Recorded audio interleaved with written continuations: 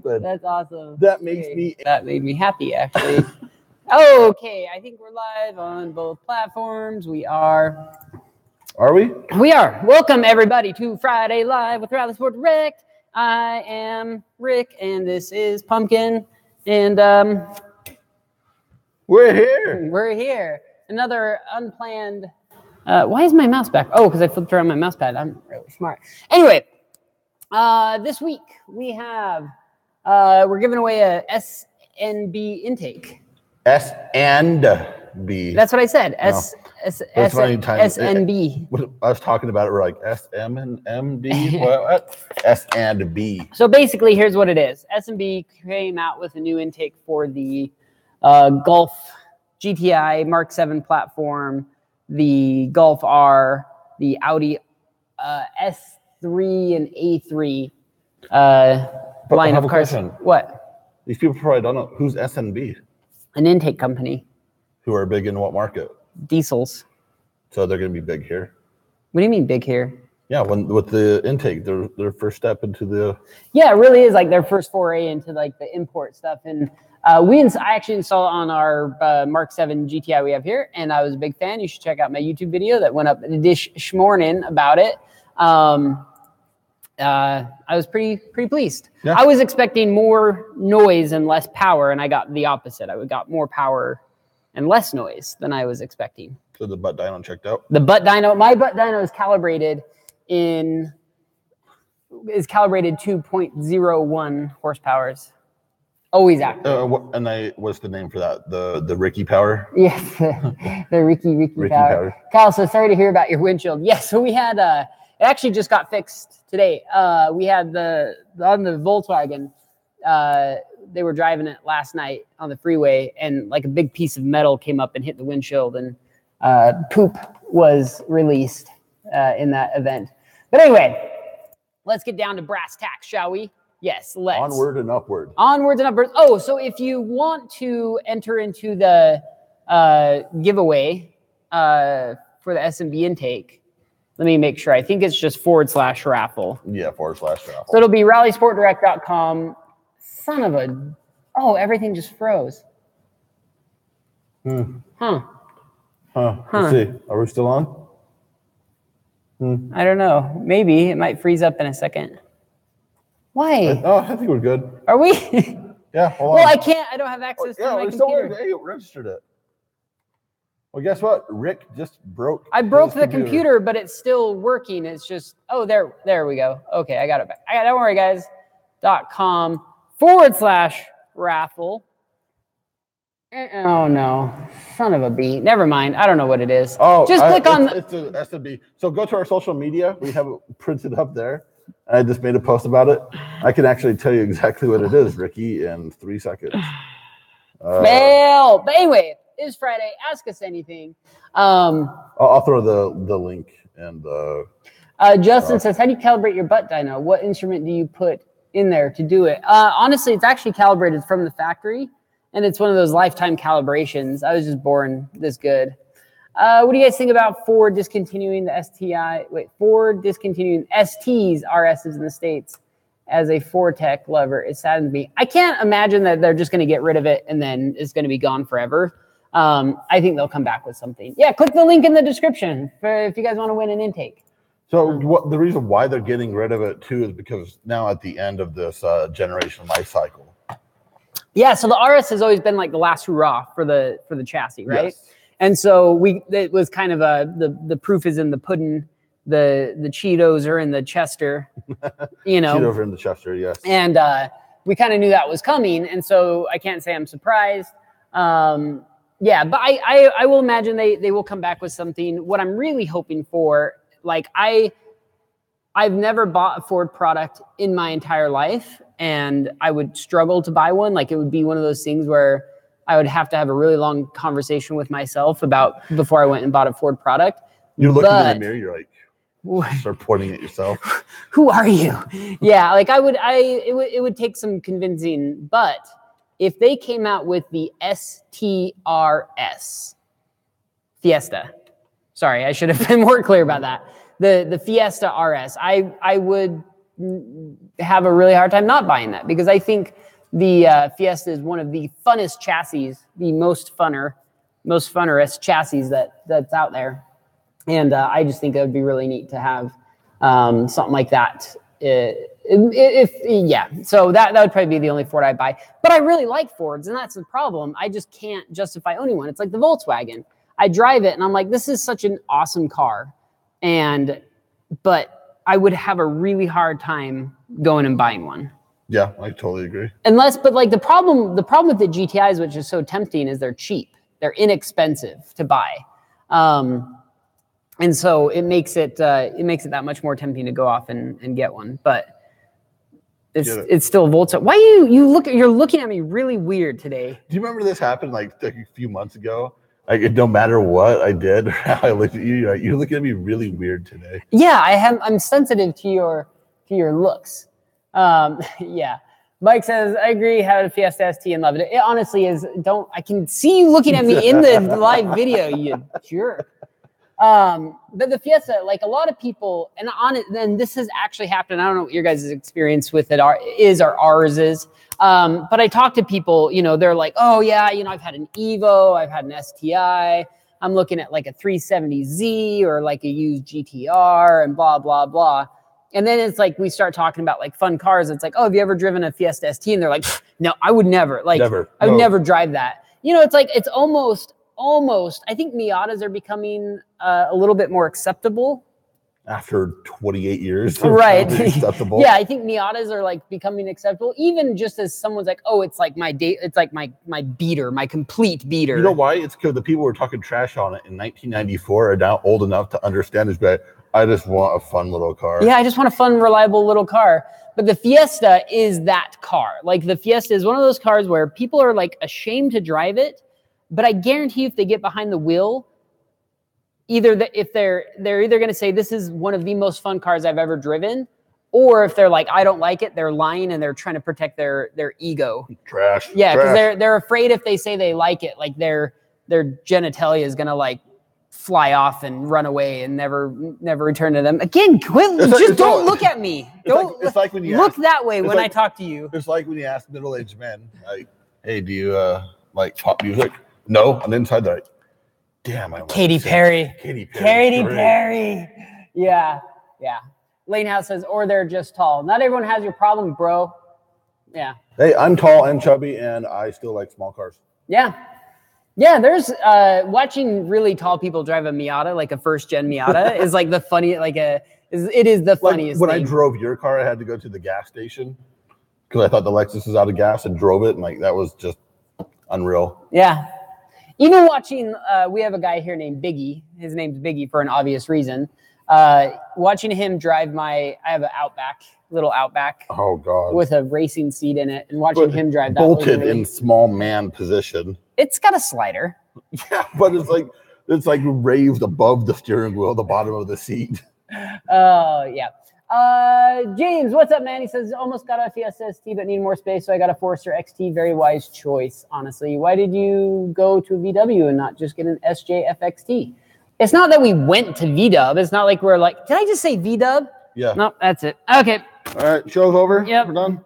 Okay. That was good. Carry on. Take it easy. I got to see myself out.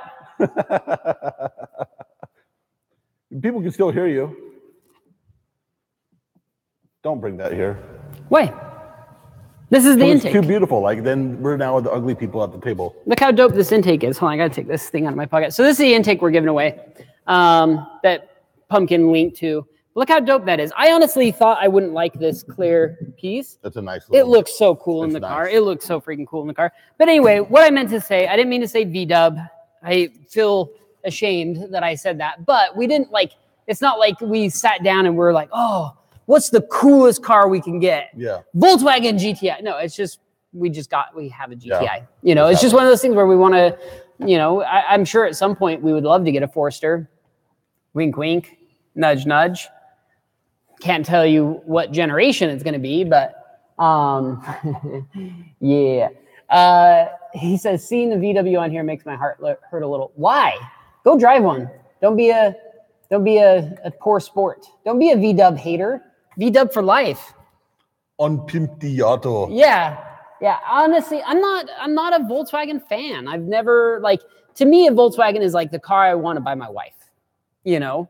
But when I drive it, there is no denying that the GTI, especially like the Mark 6 and the Mark 7, are phenomenal cars to drive. They're the best daily driver other than being front wheel drive. But you can also get them in all-wheel drive versions. Yeah, you can get like the all-track, what do they call it? The all-sport track wagon thing. I don't know. But yeah, they really are very, very, very cool cars. So I just want to answer this question because of we talked about the whole J.R. Smith thing that happened last night. Question from Rand. I'm answering this for you. What would you consider to be the J.R. Smith of Subaru? And I would say the initial launch of the Tribeca. Oh, the Tribeca was a flop. That was horrible. When they gave it the facelift, it actually made it look much better. And that's the problem is I actually really like the Tribeca. Yeah, but that original face was horrible. It's like the PT Cruisers of Subarus. The Tribeca is. Ty says, at what point should you be a big boy and go external wastegate on an STI? Like right now, even just for the sound alone. So here's the problem with external wastegate. Well, I shouldn't say problem. There's some benefits and some downsides. One benefit is you just get better boost control. You might even see a little bit extra power from it. Another benefit is the sound. Like, holy moly, does it sound so cool? But the downside is the sound. Because holy moly, when you're trying to be quiet, like, let's say you come off like a hard day of work and you're like listening to Enya, you're listening to like some Toby Keith or whatever. I don't know. Something smoother, something to like relax your face. You think people who drive Volkswagens like country music? No, I don't even think that car allows country music to be played because it comes from a totalitarian society where they probably shot you on sight if you listen to any sort of country music, because country music represents freedom, beer, fun, and women, all the things that society. From the factory, do you think the initial radio like setting or like the CD they have in there is just straight up like hard Euro dirty? Dude, it's just EDM music. Yeah, it's Euro beats. The sound. So if you're leaving work and you've had a hard day and you're trying to just relax and you hop, you merge it on the freeway or something like that, and you're like, oh shoot, I need to go a little bit fast, and you get on it. Like it is not a pleasant sound. It's just like when you don't want it, it's not a pleasant sound. But when you do want it, it's one of the best sounds in the world. Especially like, I feel the external wastegate almost sounds to me like Star Wars-ish. Even though I know there's no sound in space. Yeah. Like you get this like, whoa, like this like resonating, reverberating, on, off, very quick with a unique sound. And on a Subaru, I think they sound really, really freaking cool. And I like them a lot, but I wouldn't want it on my daily driver. But for me, not having it on my daily driver, I would say, man up, quit being a little girl, and put a freaking external wastegate on your car and go freaking brap around and impress all the ladies. Yeah, nothing impresses. You know what else impresses people? Anti-lag. Especially like when you're town. I thought you were going to say J-turns. Oh, we'll get to that. Nothing impresses people more than an anti-lag at like 9 o'clock at night on a busy street where all the clubs are hopping and people are outside waiting. And your buddy rolls up in his blue Civic Si with a monster turbo and anti-lag on it. And this was like 2002 or 2003 when there was like a shooting like a week before in the local shopping center, like right across the street. And he mashes on the anti-lag and it goes pop, pop, pop. And you see people covering their head. People love that. Yeah, that is one of the great things, especially when you're in an area that people have no idea what that sound is. Like that's just one of the best things. Like you see it, like again at the shopping mall or like something like a jazz game going out. People will do that. I see that leave. Also, people go pop, pop, pop, pop, pop, pop, and I'm just like, and you see people go. Ah! It's don't if you're unless you're complete. It's like so I see. And I've been seeing them more and more recently because I feel like people wear this as a badge of honor. And in my personal opinion, it should be worn as a badge of shame. They post the notes that their neighbors leave on their car saying, hey, I notice you drive home at 4 a.m. every night and you rev your engine and you bounce off the rev limiter every night. I have a baby sleeping and I have tinnitus or whatever, I don't know, some ear problem, and it makes my eyes bleed, and I'm really trying to be a good neighbor. And then they post it up on Facebook, and everyone's like, bro, go straight putt, bro.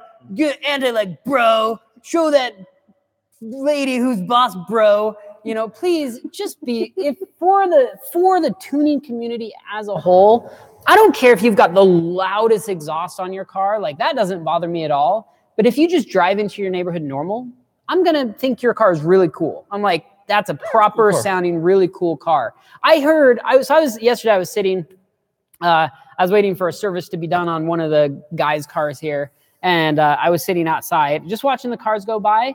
So I would say 90% of people with like quote unquote fast cars or like modified cars, they're assholes. Like they drive like complete jerks, like just flooring it everywhere. Yeah. And it doesn't matter if they've got a truck or a car or an SUV. Like if they've got an exhaust on it, like they want everybody to know that they have an exhaust on it. There was a newer generation Mustang GT with like one of the loudest exhausts I've ever heard. And he takes the corner, takes it up to about like 3,500 RPMs, shifts, like gets into it a little bit.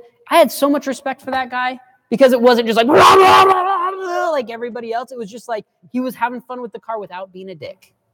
I appreciate that. I appreciate that because then I get excited to like hear it. Then it makes me want, like you always want what you can't have, right? Yeah. You always want what you can't have. So if somebody's like at the red light banging off the rev limiter and they're like bumping their Euro beats and I'm like, please don't, like, oh no. And then they rip off and I'm like, I hate you so bad. But if somebody, especially when you're in a car that looks like it could be associated with that car, right? You're 3 cars back, and then like they take off like a jackass, and everyone just kind of looks at you like, "Well, But if I see like that Infiniti G20 with a front mount on it, and you're like, I bet that thing has an SR20 swap, like you know, I'm like, I want him to like get on it, but he doesn't because he drives an Infiniti, he's higher class, you know, and he doesn't. But I want it, so I don't know where I'm going with that, but. Just be respectful. So we actually had a question over here on YouTube. Someone, Rotors Anonymous. That's a good name. That's a good club. The first step in joining Rotors Anonymous is to admit that you have a problem. I've been sleeping with a drum. I haven't changed my brake pads in 74,000 miles, and at this point, I'm even afraid to check. There's a loud screeching sound when looking at it. My name is Rick, and I run plastic brake caliper covers. Hi, Rick. All right, so Rotors Anonymous. Rick, in all capital letters. Do you agree that the 2014 and below OEM Subaru radios are good? No. I mean, they're radios. They work. I've never have hated OEM radios and Subarus. In fact, like I would usually try, like back in the day before Bluetooth and stuff like that was popular. I would always, because people would always upgrade their like 6-disc CD changers from their STIs or their WRXs. And I actually regret getting rid of my 6-disc. Yeah, those people would give them away for like $20, and that's what I would always rock because I was too cheap to go buy anything better. I mean, no, I don't think any OEM radio ever does, and I don't know enough about radios, music, sound, audio, whatever you want to call it, to tell you why they're not as good. But every time I install an aftermarket radio compared to a stock radio, it just sounds better. Yeah. Like it just sounds better, and I don't know why. But I wouldn't say they're bad. They're just not great. I actually really like the new 18+ radios. They look really nice. How well they've been integrated. Yeah, they look really sleek in the dash. They look really nice. Like they've got that big, like colorful screen. I don't know what I'm talking about. They're just nice. I like them. I can't tell you why. I just do. Anyway, excuse me. Benjamin Spockhes says, guys, I just put in a new clutch in my Evo 10 ACT 6-buck, broken in properly, and it's slipping like my old grandma. Oh, no, slipping like my old comp. Should I just get a twin? Nothing is holding power. Well, Benjamin, how much power are you making? How much torque are you making? And tell me that first, because, yeah, I don't think it should be slipping. An ACT 6-buck can hold an unreasonably amount of power, especially with like their heavy-duty pressure plate. And if it's slipping, then But one of the nice things about the 6-puck, let's say you over-greased it. What did someone say? Said, who installed the clutch? Helen Keller? That's not funny. She's dead. She can't see this or hear She it. can't see or hear it. So I guess it is kind of funny. If you over-greased it, you can, what I always recommend, because the puck clutches you can recover from being greased up. Oh yeah, sure, just make a lot of noise and come on in. Fine. Oh, then you don't even want to be on camera. A puck clutch you can fix from over-greasing, like having grease spotter on the disc. You can take brake clean and just really clean them off, whereas an organic one, it actually soaks in the grease and you can't. So you could try, 400 horsepower, you should be slipping. Take a can of brake clean and just, which I don't necessarily recommend because it's not good for your rear main seals or anything like that. Oh, come on, you just want to dry them out. Yeah. But if you're wanting to know if it's that, then I would try that. Maybe not completely douche it in fluid, but get in there and get it. Get in there, get it real good. What was the comment that Tice had up there? Where? I'll go down. Something about a drive shaft. He says, to be honest, I just want to get it on the dyno. See how much of a difference the carbon fiber drive shaft and lightweight method wheels makes. Drop 65 pounds off the drivetrain. Dude, that's more than I weigh, my friend. It'll actually you'll probably make a difference. Oh, sorry, YouTube. We've been completely ignoring you. Oh, what was that? Also, a bunch of these came out of nowhere. Sleeper set. I don't know what's going on. Those are way too long to read. And also, can you talk about Subaru CVTs and how much torque is safe to pass through them? The 15 plus. I don't know. I know people basically past stage 2 power levels are having issues with their CVTs. Yeah. And I wish CVTs didn't get so much hate. Because it's pretty crazy how they work. Because when it's going, you're just like, what the hell is happening here? Let me explain to you. Awesome. Let me explain to you, homeboy with a slipping clutch. So a buddy of mine had an Evo 8 and his OE clutch was slipping, but it slipped in the weirdest way because it would slip from basically 3,000 RPMs, but it would hold for whatever reason while slipping at 5,800 RPMs. So you were at peak power and torque, right? On this Evo 8. I've never felt that Evo feels so fast. That's what a CVT could technically be, is just holding your engine at peak power and peak torque and then letting the transmission do everything else. Yeah. And everybody who says CVTs suck, because I know all of you out there manual for life, bro. I only drive a stick, save the manual 6-speed for life. What's up? And then also because the CVTs, when they first initially came out, they did horrible. They were horrible. But then people complained, that they're like, whoa, this is weird. And so then the manufacturers started putting in shift points in the seat, which completely defeats the purpose of a freaking CVT. It's the dumbest thing. So, first of all, people are idiots. Second of all, if we as a community accepted CVTs as a whole, there would be companies out there who would probably start making CVTs that can withstand abuse. And you're either looking for one of two things. One, you're looking for the racing industry to adopt a CVT or more performance-oriented CVT. If the Corvette ever came out with a CVT or something, I guarantee you it would be phenomenal. Or if big trucks adopted CVTs, and they made them strong enough to tow triple the truck's weight or whatever it is, then you would see that same technology start trickling down into smaller cases. But the biggest problem with CVTs is, just holding the power. It's for whatever reason, they still can't quite figure it out yet.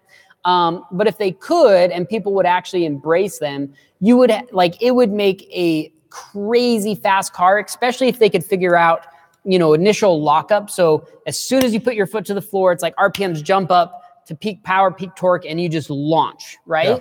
Yeah. You could do the craziest launch control in a CVT because you would always be at peak power and peak torque from the second that thing hit till you let off the gas. You'd be in peak power and peak torque. And then what's even better, my friends, is then they would start designing engines around that RPM specifically. So instead of having the engine need to make power from 1,000 RPM to 2 to 3 to 4 to 5 to 6 to 7, right? They have to make them like that. They could make those things make all the efficiency in a very small window because that's where that engine lives. And so if people would adopt CVT, then the engines would follow suit, and then you would have like rocket ship cars out of a 4-cylinder, 2-liter turbo engine where all of its peak efficiency is tuned from the manufacturer to be in this 2,000 RPM window.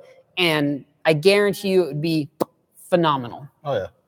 And I would absolutely love that. Like on Facebook, Lane, he goes a 950-pound torque, like CVT Cummins. Yeah. Right. And I think the truck industry would be a perfect place for CVTs to find their home, because most of those truck dudes don't want to drive a manual. They're driving automatics anyway. And then and they're making already what they're like, oh, the new Cummins with a 28-speed transmission, because they're trying to get that CVT-like thing in their transmissions. And that's why it's not uncommon to see transmissions out there that have 9 gears. I don't know what like the new Corvette is or whatever, but it's like I swear it's like 9 gears or 8 gears or something it's like crazy. The Raptor have a 10-speed transmission, 10-speed automatic, because they're trying to keep that efficiency window there. But a CVT just does it. It does it inherently. You don't need to add more gears. You already have all of that built into it. It automatically does that for you without needing gears. CVTs really are awesome. Anyway, we literally did not plan this. There was something else. What other like news was there? There was some sort of news that happened somewhere. We're probably getting German cars banned for the rest of our lives. So enjoy your V-dubs while you still can, my fellow Euro brethrens. So, Ty, good question. Because it's coming tomorrow. I'm just gonna bring it up. Are you guys going to ISIS tomorrow? Sorry, ISS. We just say ISIS for short. We just got tagged. Yeah, we're done. But anyways, are we going out to it tomorrow? Yes. Yeah. Me, Rick, and Kyle will be there. Kyle Killam with his orange Tic Tac Volkswagen Golf R. I'll be grumpy. Rick will be off somewhere shooting video or vaping, and no, I'll be getting drift rides all day. You're just gonna go to Stucky and just be like, yeah, I'm living in this car. I'll slip him a dime. And and get rides all day. But yeah, if anyone here is local that's watching this, and you guys are, it's out in Tooele, out at the Utah Motorsport Campus. I always want to call it Miller Motorsport Park, but it's out there. We'll be out there. We're not having like a big presence, I don't think. Like we're just basically out there just to chill. 2 cars and a tent. We'll be there. We're giving to them to raffle off 2 $100 gift cards. Ty says noon cruise at RSD is what I'm hearing. You heard wrong. At least that's not organized by us. You guys can do whatever you want, but that's not organized by us. Me and Rick and Kyle, we have to be there by 11. Yeah, so we're going to be there early. We'll be there early. James says, but car guys don't always understand engineering. Yep. That is very true. Yeah, it's unfortunate. Like car guys are awesome, but they're also the worst at the same time. So, people talk about like politics and they talk about like the far left and the far right, as far as like U.S. politics. Like they're not truly far left and far right, but they're pretty extreme for like the normal people out there. Car guys are the same way, right? So you have like the green hippie. I've actually never really put that together. That's very true. I just put this together. So you have like the green hippie, like, oh man, I'd want to drive an electric car, man. Like my poodle needs air conditioning, man. Like whatever. I'm stereotyping, but they're over here. Then you have like the hardcore enthusiasts over here, and they all fight each other. But really, probably some of the smartest people are somewhere in the middle. I mean, let's be honest with ourselves. Just because we believe in something, we believe something should be a certain way. Like I'm a big fan of a manual transmission. Don't get me wrong. But when the DSG first came out, I'm like, I'm going to wait for them to figure this thing out because there's a lot of potential here. And they did. And guess what? The DSG transmission is freaking awesome. It really is a killer transmission. There's still little quirks here and there, like starting and stopping and stuff like that. But it really is a phantasmal transmission. Then the CVT comes along, and like, of course, like the DSG comes out and all the hardcore gearheads are like, it's not driving, man. You're just letting the computer do it. Blah, blah, blah, blah, blah. And now they're all old and buying Corvettes with DSGs. Or I don't know whether they're buying whatever, GTRs and stuff. And then they're like, and then they think that's the coolest thing ever because whatever they have is now the coolest thing. And then like the CVTs, just wait until someone comes out with a CVT that can do what I was telling you before, where it delivers peak torque, can handle 900 foot-pounds of torque, and Koenigsegg puts a freaking, V12 twin turbo in front of it that's making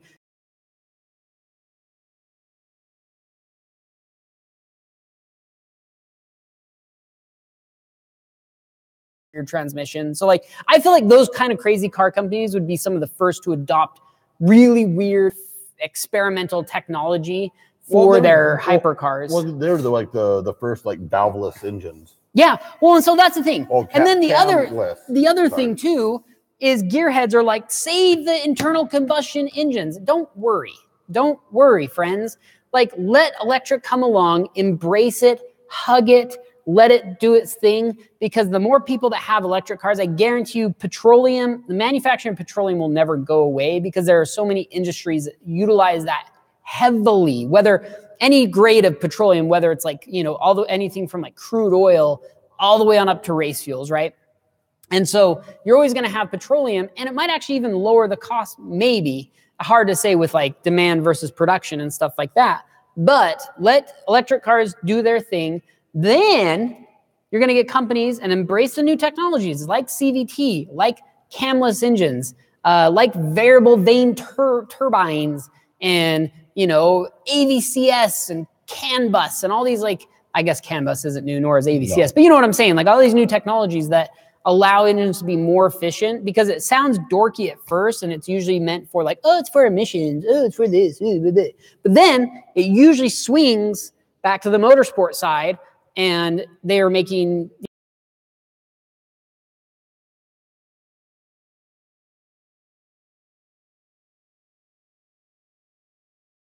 it's like 69 Camaro that makes a measly like 290 horsepower, which probably back in the day was really free fast. But now you can go get a minivan with green technology that'll spank it, probably in the corners too. Oh yeah. Well, it's just funny that just how everything has changed. Like, well, I was talking about my old Lincoln that I had. Is to think of that back then, that 5.0 was a big dog, and it made 225 horsepower and 300 pounds of torque. And then now the new 5.0, same everything, is like twice that, except for the torque. Dude, it's crazy. So it's so funny to look back and think, but there were some real powerhouse cars, but they were oddities, like the Cobra Jet and stuff like that, right? Yeah, well, and then you go into like the Superbird and stuff. Yeah, like that. They were very odd. They were odd, right? But your standard like performance car made like 199 horsepower. They're come out and they're like 220 horsepower, and this was like in 95, 96, 97. You could go buy a Mustang. When did the 4.6 come out? And how much power did it make? Someone tell me. The 4.6 came out in 1996 because I believe 95. How much power did it make? It was 240 horsepower. Okay, 4.6 liter, brand new Mustang GT Ford, right? Ford's like, oh, we're really gonna impress these American folks, right? Like, we're gonna come out with this 4.6 Mustang. It's the new bad A motor because we're Ford, and this is the Mustang, and this is the top of the line. What you get. You want a pony car? You get the best one. You get a Mustang, 240 horsepower, blow your dick right off. And then in Japan, you could go buy a 92 WRX that made 270 horsepower, 2 liter. Yeah. But then also look where it's stuck at, basically. 270 horsepower. Yeah, so this is where Subaru is slacking off, because I just read a thing that said Volkswagen's new Golf is going to have like 400 horsepower. Jesus. Subaru's like, but wait, we just added 5. What's happening? You guys aren't playing by the rules. What happened to our Japanese agreement? We shook on this, Baron Braun Volkswagenstein. We shook on this. And then he's like, yeah, well, we want to sell cars and Volkswagen Gate and, And Jeremy, we never really keep our promises anyways. we could invade you. That is the worst German accent I've ever heard. Anyway. Okay. Can you guys make a video or answer here? Jono song. I will answer here. Wong. Sorry, my mouse cursor was on there. What's better, a catch cannon or an air oil separator? Air oil separator all the way, 100%, without a question or doubt. Catch cans are old school technology. which worked fine for what they were. I honestly think air oil separators were adopted from the aerospace. I say aerospace, that sounds very high tech, like rockets and stuff. I mean, like dudes with Subaru engines in their airplanes, like in their high performance airplanes, because they needed a really good way to separate air from oil. And air oil separators have been around for a long time, but as far as like on automotive use, I know like Lingenfelter's been using them for a long time, like before they kind of became mainstream in like the aftermarket tuner world. But most people in the Japanese tuner world or like standard car tuner world use catch cans. And basically a catch can is that. Sometimes it's baffled, but most of the time it's not going to be baffled internally. It's usually just relying on, I think, just like a cold can to essentially allow the oil, or like a space to allow the oil droplets, the heavy oil droplets to fall and clean air to cycle back through. Where an air oil separator is engineered to specifically separate air from oil, and it's much more efficient. It does a much better job at that because it doesn't just have baffles. It has like, chambers, like, I don't know, like some Dyson vacuum crap or something like that, that like spins and, like the oil shakes hands with the media in there and they're like, oh, cool, yeah, we'll hang out. And then they just hang out in there. And then the clean air is like, and goes into this. So yeah, air oil separator will always 100% be more efficient. And if you can pony up, get a good air oil separator. Excuse me. I don't know what's going on. Why does that do that every once in a while? I don't know. Oh, cool. The signal's on again. Wait. Oh, well, I'll fix it. Don't worry. So what happened? I don't know. It might have run out of batteries or something. Really? Why would that do that? Doesn't like us? Or overheated? Well, ooh, that is very true, because we do run into a problem with that. Waka waka. Battery exhausted. Stand by, friends. Stand by. Okay, Pumpkin, you entertain the masses. Well, is it going to reset the stream now that if you change it out the battery? No. Oh, okay. I did not know that. Where the hell were we? Hey, my name's Pumpkin. I'm a big old dumb idiot. Exactly. So, anyways, Rick was talking about all the magic things that happen in the catch can. Just get a catch can. Just ponying it up, get a catch can. No, get an air oil separator. Air oil separator. Sorry, that's what I was thinking about. I'm tired. Okay, hurry. Stand by. We're about to wrap this up. Now it won't turn off. Now let's see. You're not doing a very good job entertaining. Everyone's leaving. You want to screw this? I'm just going to talk about our meet that's coming up in 2 weeks. Do that. All right. So, anyways, our meet's coming up in 2 weeks. We have a lot of cool crap going on. It's always one of the biggest events locally in the Salt Lake City area. Ask anyone who's been here; they absolutely love our meets and what's going on, and just how entertaining it is. I mean, there's literally thousands of dollars of free stuff being given away at the raffle. Like, you don't have to pay anything. Like, usually when you go to a car meet or whatever, you have to pay $20 to get like a length size of like tickets. But like here, no, it's free. You just enter in your email address, your name, a couple other things, and then hit submit. Then that's when Rick's favorite job is to call out the person who wins, and then you have to verify the email, and Rick can turn you away if you give the wrong email address. That's your favorite part. I like turning people down. But yeah, we have a lot of stuff going on. We've got DBA, Exidy, Koyo, Magnaflow, Manly, Moroso, Race Technologies, Brembo, Redline, Shoshi, StopTech, Tane, Tomei, Weds, Whiteline. For food, we got Fjord Wood Fired Pizza, Kona Ice, Rickles, Thieps Eat. And the car show portion is ran by Scrapefest. If you want to be in the car show portion, go to our event page and register. Jump. Yeah,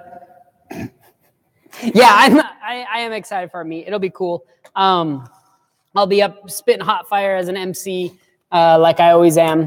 We will get him the freestyle. I'll freestyle. Last year we did Subaru knowledge. Subaru knowledge. I was dropping knowledge on people and just throwing free swag. So now it's been a year. I'm going to kind of admit what was going on. What? Oh no, we messed up.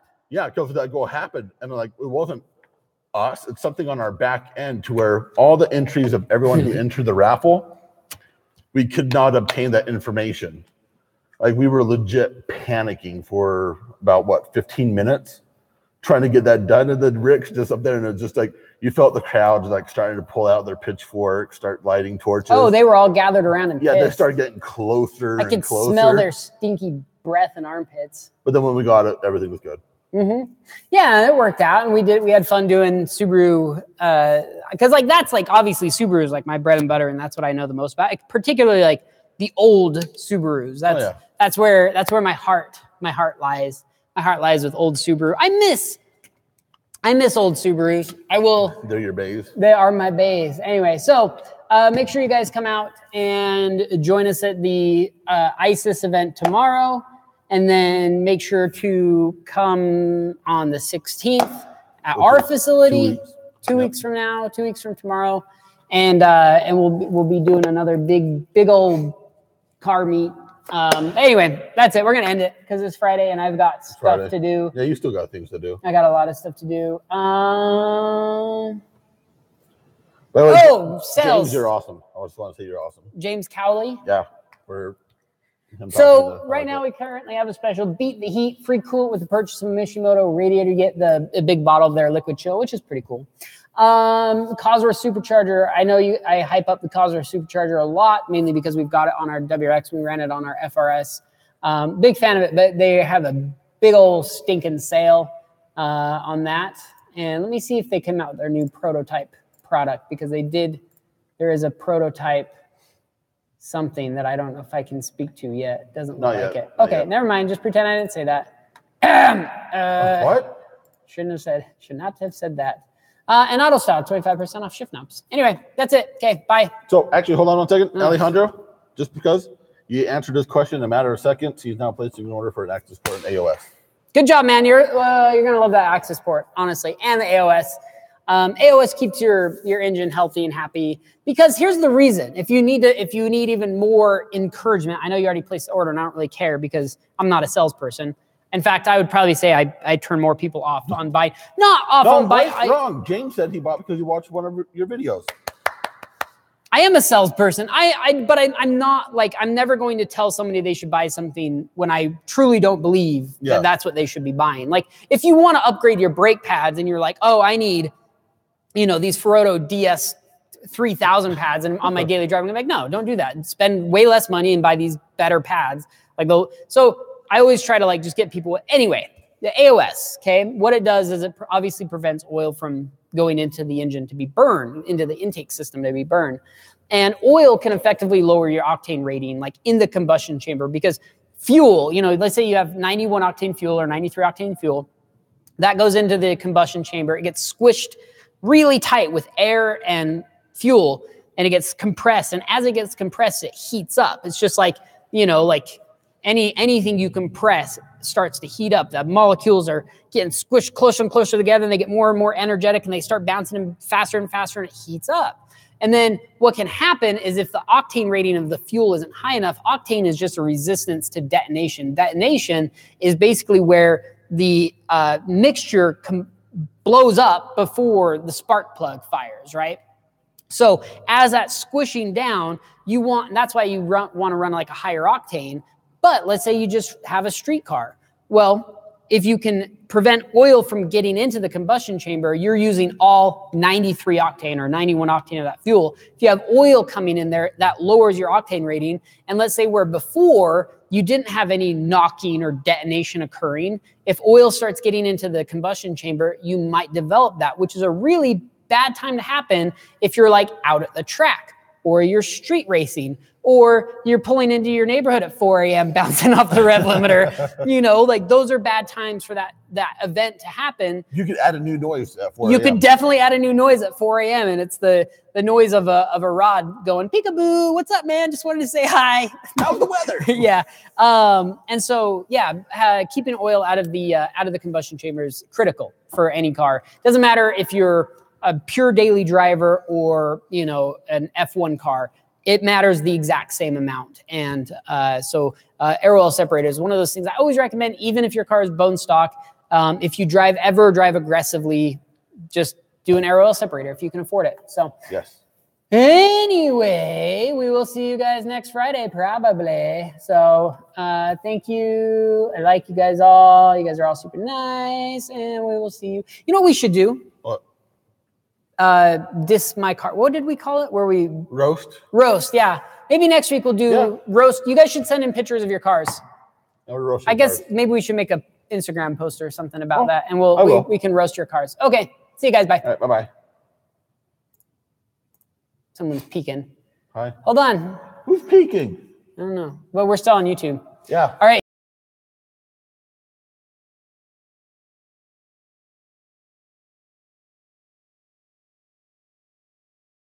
And we love you. He might. I'm going to end it. Okay.